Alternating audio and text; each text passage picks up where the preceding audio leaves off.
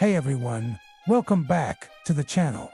If you're new here, hit that subscribe button because today we're diving into something absolutely massive that's happening in the financial world right now. So, here's the big question. Why is BlackRock, the world's largest asset manager, controlling over $14 trillion in assets, making some of the biggest strategic moves we've ever seen? We're talking about billions, potentially trillions of dollars being repositioned right now. And here's the thing, this isn't just about some boring financial maneuver.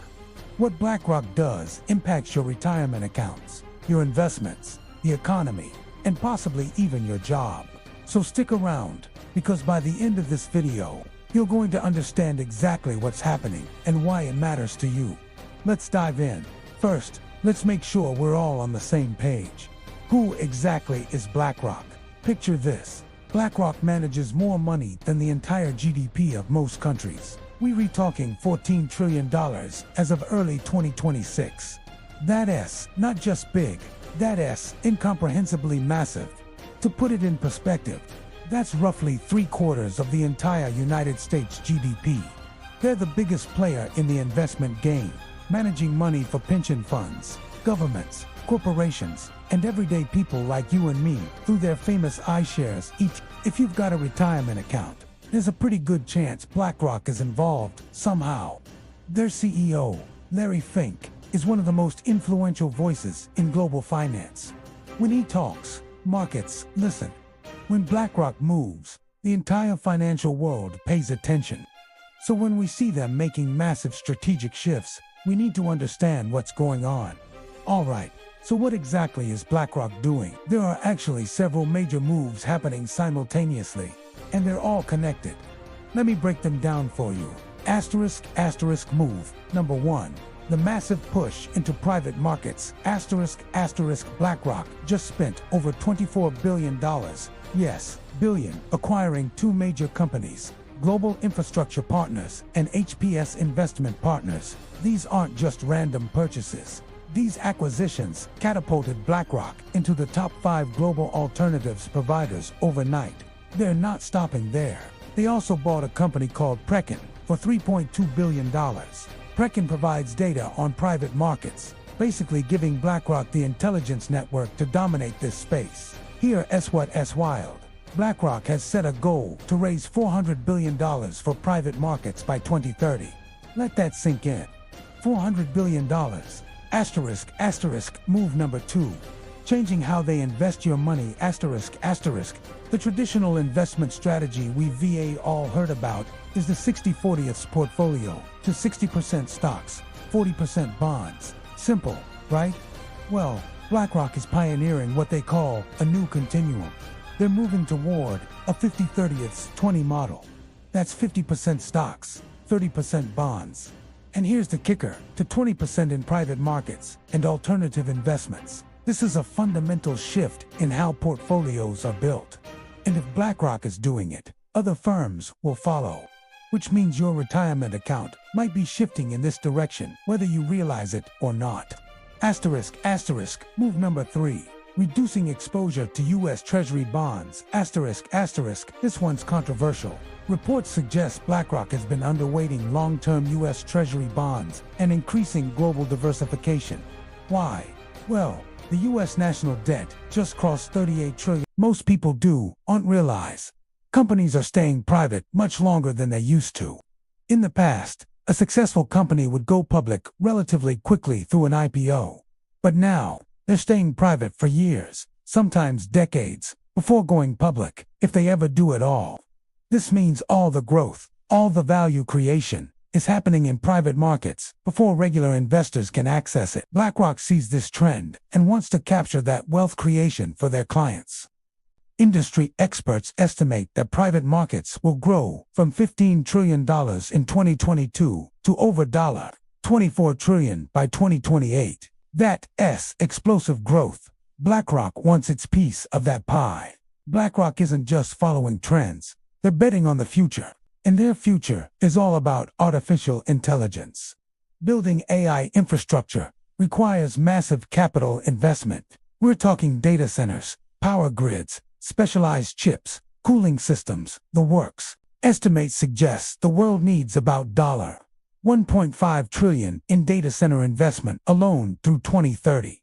Who's going to finance all of that? Private capital. And BlackRock is positioning itself to be the dominant player providing that capital. Asterisk, let's be real. The world feels pretty uncertain right now.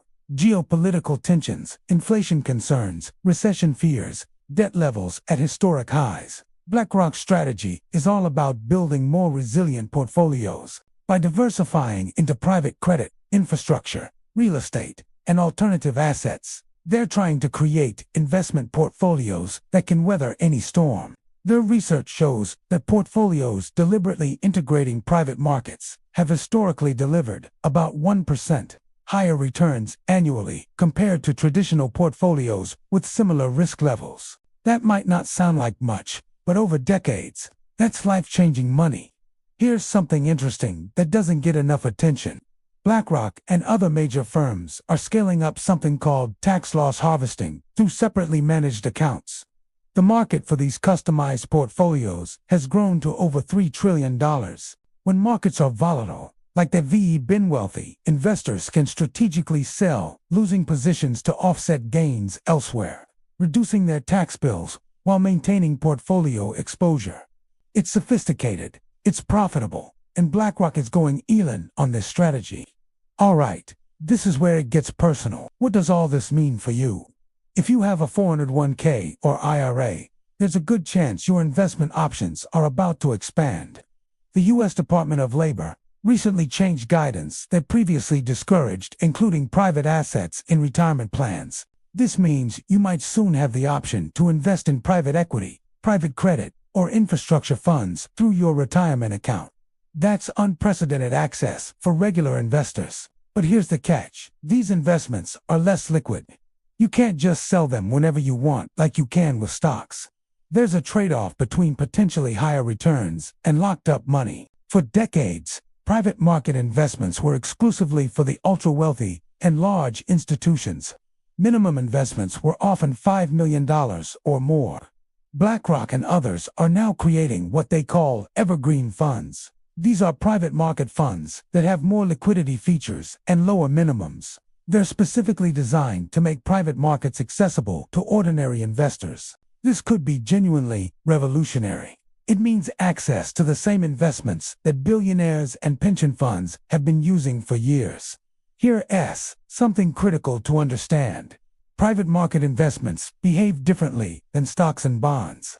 They read typically less volatile on paper, but that is partly because they read not marked to market every day like stocks are. You won't see the value jumping around daily, which can feel more stable.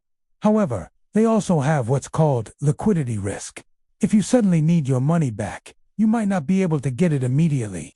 There could be waiting periods, limitations on withdrawals, or penalties for early redemption. BlackRock's research suggests this risk is worth it for long-term investors. But you need to understand what you're getting into. This is important. Private market investments typically charge higher fees than traditional mutual funds or ETFs. BlackRock has acknowledged that fee yields on new private market flows are 6 to 7 times higher than what they were charging on traditional products just a couple of years ago. Higher fees mean BlackRock makes more money, but they argue the returns justify those fees. The question is, do they really? That's something each investor needs to evaluate for themselves.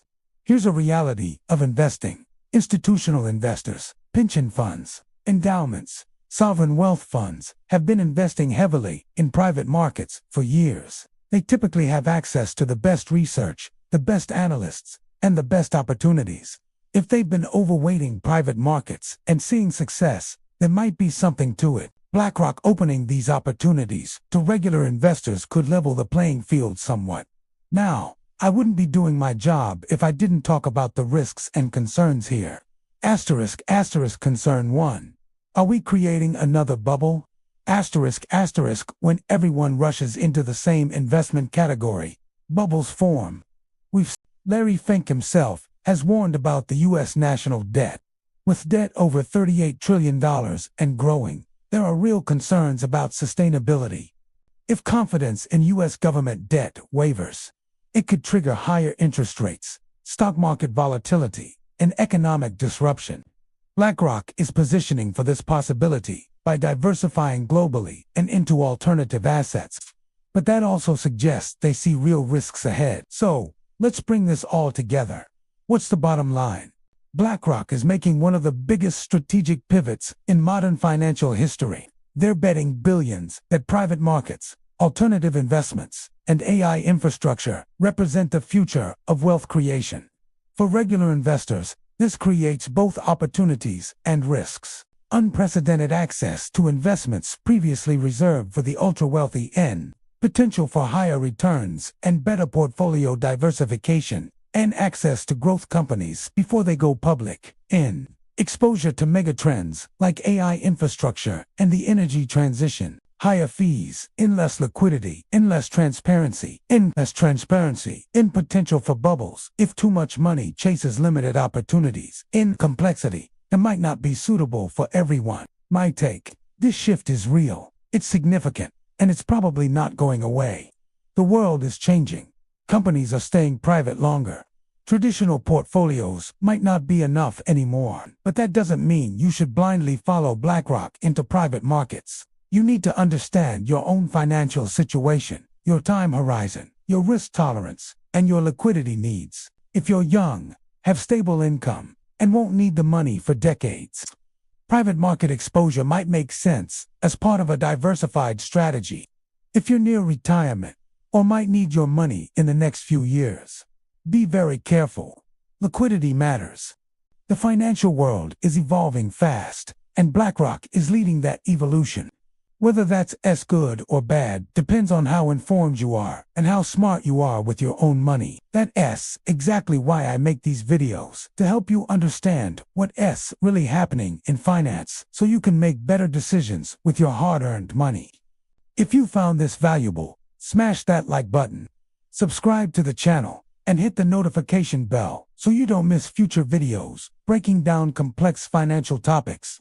Drop a comment below. Are you interested in private market investments, or do you think they're too risky for regular investors? I want to hear your thoughts. And if you want to dive deeper into any of these topics, check out the links in the description below. Thanks for watching, and I'll see you in the next video.